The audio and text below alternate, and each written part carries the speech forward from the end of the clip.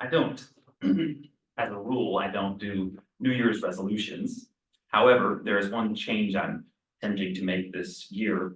Last month, before I came to church here to speak, I copied and pasted my sermon into ChatGPT and asked, how long will this sermon take to preach? And it said about 20 minutes. And I thought, well, that's what I usually go for. That's perfect. And then the sermon was over in 13 minutes. That tells me I need to slow down. And so that's my goal for this year, is to slow down a little. So I will attempt, though I probably won't perfect it on the first try this month. We'll see. Beyond the building, exploring the church's civic call. As an English teacher, I've always been somewhat fascinated with etymology, the study of the origin of words. This fascination has opened my mind and broadened my understanding of the rich tapestry of language, revealing how language is shaped by culture and society, as well as how language in turn shapes culture and society. Yet what I find even more enthralling than the roots of words is the extraordinary journey they embark upon. Words, like living entities, undergo a metamorphosis over time, shaping and reshaping their meanings, sometimes evolving into something entirely unforeseen. For example, the word fanatic derives from the Latin fanaticus. If thousands of years ago in the Roman Empire, someone had called you a fanatic, they would not have been insulting you. In contrast, they would have been saying that you are someone who is inspired by God. But obviously, this word has changed significantly over time, from a term that once conveyed a profound sense of devotion and fervor to one that today bears the weight of extremism and intolerance. How did a word born of divine inspiration come to carry such a burdensome mantle? Then there's the word bureaucracy, derived from the French word bureau, denoting a desk or office, and the Greek word kratos, indicating rule or power.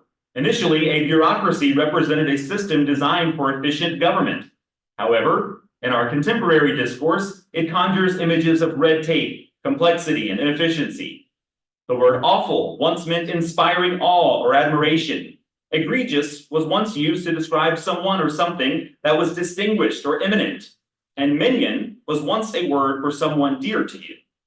How far removed from their original meanings these words have come. We no longer look up at a starry night sky and declare, that is awful. We do not introduce a person we respect by referring to them as egregious. We certainly would not begin a love letter with the salutation, my minion. How did these words transform over time to mean something entirely different from, or even the opposite of, their original meaning? I do not have an answer to this question other than to acknowledge the fact that sometimes good words go bad. These shifts in meaning are a reminder that language is ever evolving. Words, like seeds planted in the soil of language, absorb the essence of their times, the emotions of those who wield them, and the collective consciousness of society. Just as the words fanatic, bureaucracy, awful, egregious, and minion have undergone a transformative journey, so too has the word church. Once a term infused with sacred meaning, it has over the years strayed significantly from its original intent and come to mean something entirely different to contemporary society than it did when it was first used to describe a fledgling religious movement. The word church carries with it a myriad of connotations, evoking diverse images and memories for individuals across our society. For some, it resonates with a sense of reverence, community, and spiritual sanctuary. It's a word that brings forth memories of joyous hymns, shared fellowship, and the comforting embrace of compassionate congregation. The mere mention of church can transport these individuals to moments of solace, hope, and profound spiritual experiences. On the flip side of this coin, however, the word church may conjure different sentiments for others. It might trigger memories of judgment, hypocrisy, and painful experiences. The stained glass windows and echoing halls could become symbols of exclusion, guilt, or hypocrisy, rather than embodying the promised sanctuary of love and acceptance.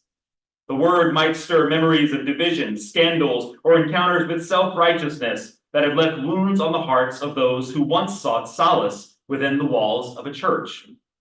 For many, the word church resonates with positivity, a beacon of hope, a refuge in times of trouble, a source of inspiration and guidance. It represents a community of like-minded individuals coming together to worship, support one another, and engage in acts of compassion and service. In the minds of these individuals, the church embodies the teachings of love, kindness, and a shared commitment to making the world a better place.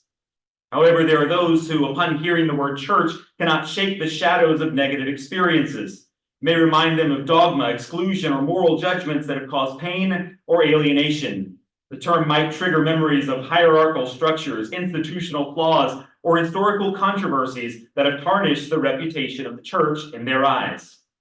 This stark dichotomy reflects the complex relationship society has developed with the term church. It is a word that, like those we explored earlier, has undergone a transformative journey. Once used to describe a gathering of believers, a sacred space where faith and community flourish, it now stands as a linguistic battleground where divergent perceptions clash. When I was an 11th grade student, as my class was studying the novel The Scarlet Letter, my English teacher told us a story about the author, Nathaniel Hawthorne.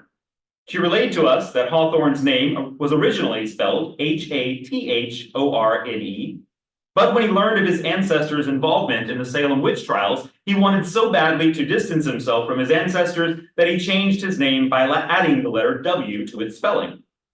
As I was preparing this sermon, I did some research and learned that what my 11th grade teacher had taught us was entirely untrue. I never did like her. While Hawthorne did change the spelling of his name, his decision had everything to do with his annoyance at people mispronouncing his name and nothing to do with distancing himself from his ancestors. But Mrs. whatever her name was not alone in spreading this bit of misinformation. It was a commonly held misconception, and I can understand why people would believe it. I mean, it makes sense that one might want to change his name after reading about the horrific acts committed by his ancestors. It is natural to want to separate ourselves from names, labels, or words that are tainted by negative connotations. So it is no surprise to me that many congregations, progressive congregations like this one, and even many conservative evangelical congregations have opted to leave the word church out of their name. It's natural to want to distance ourselves from a word that has come to be associated with exclusivity, bigotry, and even violence. Is there redemption for the word church? Some words have been horribly misused and stained by negative connotations, yet successfully reclaimed. Take the word queer, for example. Initially meaning odd or different, in the latter part of the 20th century, it became a slur used to ridicule the LGBTQ community. Shortly after coming out, one of the most hurtful experiences in my life involved reading an email from a family member containing the words, "disgusting queer." Despite the hurt, it was shocking to hear LGBTQ individuals proudly reclaim the term. Even as the word became associated with positive connotations, for me, it still stirred feelings of hurt and rejection. Reclaiming a word, especially when tainted by hate, fear, and exclusion, is not easy. Some words may be so tarnished that reclaiming them is fully impossible. Attending protests against the Washington football team, previously known by an anti-Native racial slur, fans would often argue that the term was once used by Native people themselves. However, they admitted the many years the term was used to disparage and dehumanize Native people, promoting violence against us. Sometimes a word becomes so infected by violence and hatred that reclaiming it simply isn't possible. Can we reclaim the word church? Maybe we can, maybe not. But whether we can or not, it is crucial to understand that the tarnishes on the word accumulated over centuries of misdeeds within the church.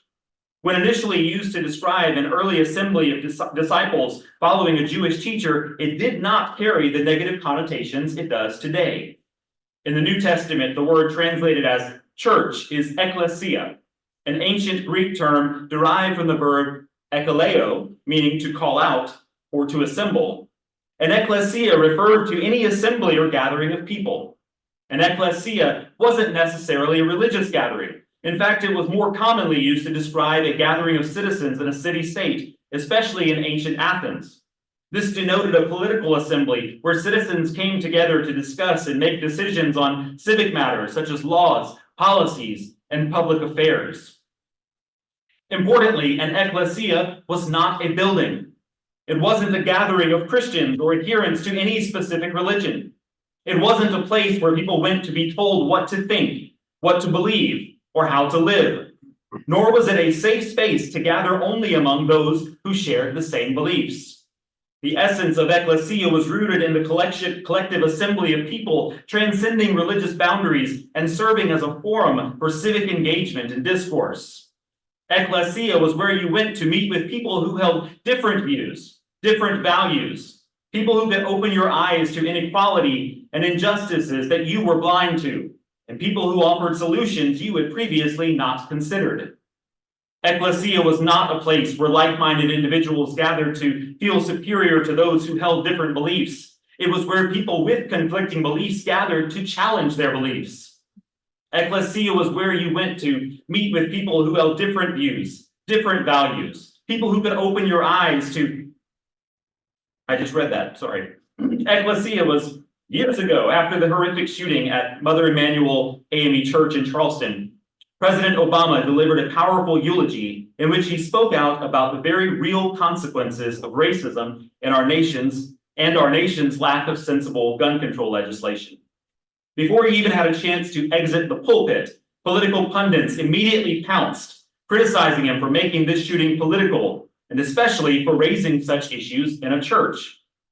But what he did that day is exactly what the church, the ecclesia, was intended to do. Please don't misunderstand me. I am all for the separation of church and state. I do not believe the church should attempt to force its views upon others or to legislate morality. But when it comes to standing for those who are oppressed, calling for equality, demanding policies that ensure all people are safe from violence, economic inequality, and environmental turmoil, when the church fights for justice, it has not exceeded its mandate. That is our mandate. That is what it once meant to be the church. But as we stand at this juncture of reflection, let us not merely dwell on the historical shifts of meaning or the complexities surrounding a single term. And may we move beyond looking at the idea of church in an abstract way. Instead, may we gaze forward and consider the challenge and responsibility laid upon us, the contemporary ecclesia, the gathering of individuals in this sacred space. The essence of ecclesia beckons us to move beyond the confines of a building or singular religious perspective. It invites us into a space where diverse views and values converge, where the beauty lies not in uniformity, but in the rich tapestry of our differences. It is a space where, like the original intent of the word church, we both support and challenge one another.